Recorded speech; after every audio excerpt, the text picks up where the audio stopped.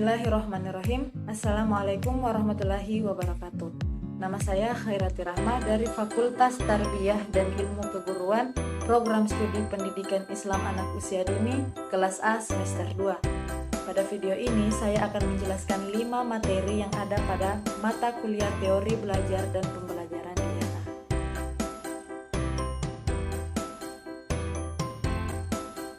Materi yang pertama yaitu teori belajar behavioristik. Teori belajar behavioristik yang dianut oleh Cage dan Berrier merupakan teori belajar yang mengutamakan adanya perubahan tingkah laku pada manusia akibat adanya stimulus dan respon. Contohnya, ketika guru memberikan studi kasus kepada murid, secara tidak langsung guru tersebut telah memberikan stimulus. Kemudian, ketika murid mendengarkan dan berpikir apa yang telah disampaikan oleh guru, maka murid tersebut telah merespon stimulus yang telah diberikan. Teori belajar behavioristik ini memiliki 2 penguatan, yaitu penguatan positif dan penguatan negatif. Penguatan positif merupakan tindakan secara terus-menerus agar dapat memperkuat daya ingat. Penguatan positif ini dapat berupa hadiah maupun pujian. Sedangkan penguatan negatif merupakan tindakan pengurangan stimulus agar materi yang diberikan mudah dilupakan. Penguatan negatif ini dapat berupa ancaman atau hukuman. Yang menganut teori behavioristik ini berpendapat bahwa tingkah laku manusia merupakan reaksi dari lingkungan. Sedangkan perubahan tingkah laku dari manusia merupakan hasil dari belajar.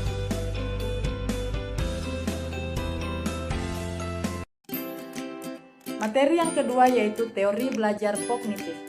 Teori belajar kognitif berbeda dengan teori belajar behavioristik, di mana teori belajar kognitif ini lebih mementingkan proses belajar daripada hasil belajar, serta lebih mementingkan keterlibatan dan keaktifan siswa dalam proses belajar. Pengertian belajar menurut teori kognitif ini adalah perubahan persepsi dan pemahaman yang tidak selalu berbentuk pada tingkah laku. Menurut pendapat Jean Piaget, bahwa anak membangun sendiri pengetahuannya dari proses pengalamannya terhadap lingkungannya. Ada 4 tokoh yang mengemukakan aliran teori kognitif, yaitu yang pertama, Jean Piaget. Menurutnya, proses belajar yang sebenarnya memiliki 3 tahap, yaitu asimilasi, akomodasi, dan ekuilibrasi. Asimilasi adalah proses penyatuan informasi baru ke struktur yang sudah ada. Sedangkan akomodasi adalah penyesuaian struktur kognitif ke situasi yang baru. Sedangkan ekuilibrasi adalah penyesuaian antara proses asimilasi dan akomodasi. Kemudian yang kedua, J. Branner. Menurutnya, teori kognitif memiliki 3 tahapan, yaitu tahap enaktif, tahap ikonik, dan tahap simbolik.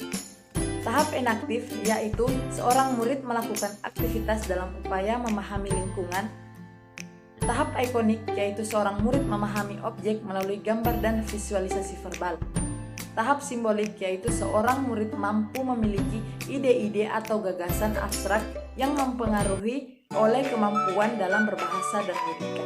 Kemudian yang ketiga yaitu Robert Gage. Menurutnya, belajar memiliki 3 tahap, yaitu yang pertama, persiapan untuk belajar dengan melakukan tindakan pengarahan perhatian. Kedua, pemerolehan dan unjuk pembuatan untuk membangkitkan kembali respon dan penguatan. Ketiga, yaitu alih belajar, di mana alih belajar merupakan pengisyaratan untuk memberlakukan secara umum. Tokoh yang keempat yaitu Aswabel, di mana Aswabel ini mengutamakan belajar yang bermakna. Artinya, siswa menemukan pengetahuan yang baru dari apa yang ia pelajari, kemudian dikaitkan dengan penguatan yang sudah ada.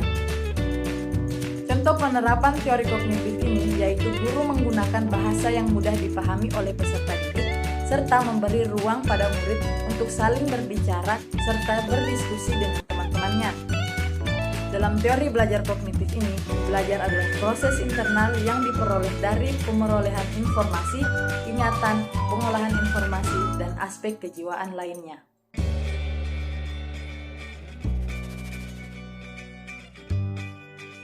Materi yang ketiga yaitu teori belajar humanistik. Teori belajar humanistik adalah teori belajar yang mengutamakan pada proses belajar, bukan pada hasil belajar. Teori ini mengemban konsep memanusiakan manusia, sehingga manusia atau murid mampu memahami diri dan lingkungannya. Dalam teori humanistik, belajar dianggap berhasil apabila belajar dapat memahami dirinya dan lingkungannya. Teori belajar ini lebih memperhatikan cara anak berbicara, cara anak berinteraksi dengan teman-temannya, cara anak bermain, cara anak meningkatkan rasa percaya dirinya, dan masih banyak lagi. Teori ini merupakan paduan atau guidance yang bisa digunakan untuk mendampingi murid selaku peserta belajar atau peserta didik agar mereka bisa memahami proses belajar dari dalam diri mereka masing-masing. Ada 3 tokoh yang mengemukakan aliran teori belajar humanistik, yaitu yang pertama Carl Rogers, di mana Rogers membedakan 2 ciri belajar, yaitu belajar yang bermakna dan belajar yang tidak bermakna. Belajar yang bermakna terjadi jika dalam proses pembelajaran melibatkan aspek pikiran dan perasaan peserta didik. Sedangkan belajar yang tidak bermakna terjadi jika dalam proses pembelajaran melibatkan aspek pikiran tetapi tidak melibatkan aspek perasaan peserta didik. Kemudian yang kedua, Arthur Combs. Menurutnya, belajar terjadi bila mempunyai arti bagi individu.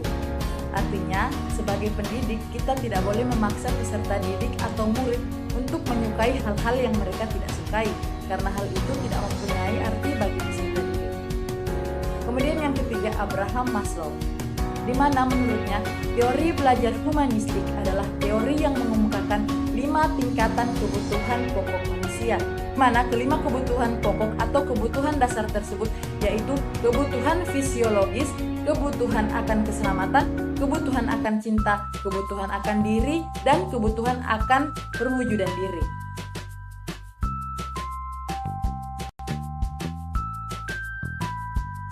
Yang keempat yaitu teori belajar konstruktivistik. Teori belajar konstruktivistik adalah teori belajar pendidikan yang mengedepankan peningkatan perkembangan logika dan konseptual siswa. Seorang konstruktivis percaya bahwa belajar hanya terjadi ketika dalam pemrosesan informasi secara aktif, sehingga mereka meminta siswa untuk membuat motif sendiri dengan menghubungkan pengetahuan dengan motif tersebut. Pada teori belajar ini, kita akan melatih peserta didik dalam memberikan keaktifan berpikir untuk belajar menemukan sendiri.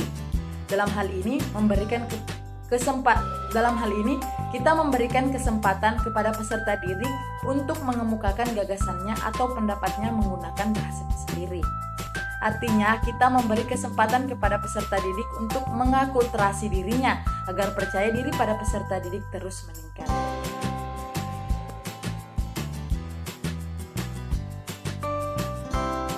Kemudian yang kelima yaitu teori belajar sambil bermain.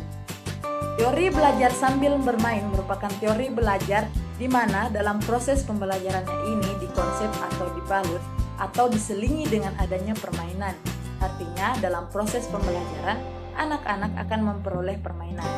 Belajar sambil bermain cenderung dilakukan di dalam kelas. Belajar sambil bermain berbeda dengan bermain sambil belajar, di mana bermain sambil belajar ini berarti dalam bermain anak-anak akan memperoleh pembelajaran.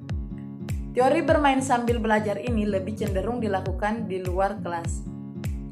Kedua teori ini sangat cocok digunakan dalam proses pembelajaran anak usia dini karena memang di masa mereka adalah masa untuk bermain walaupun mereka dituntut untuk belajar. Namun, anak jangan terlalu dipaksakan untuk belajar. Pada anak usia dini, mereka belajar akan lebih cepat menangkap dan lebih efektif apabila dilakukan pada saat mereka bermain. Melalui kegiatan bermain yang dilakukan, seorang anak akan belajar bagaimana menggunakan alat-alat yang ada di sekitarnya, bagaimana mengembangkan kecakapannya bersama teman-temannya, bagaimana menghindarkan diri dari bahaya, dan bagaimana cara bekerja sama yang baik dengan anak-anak seusianya. Baiklah, itulah kelima materi yang dapat saya jelaskan pada video ini. Lebih dan kurangnya serta apabila ada salah kata dalam video ini mohon dimaafkan. Sekian dan terima kasih. Wabillahi taufiq wal hidayah. Wassalamualaikum warahmatullahi wabarakatuh.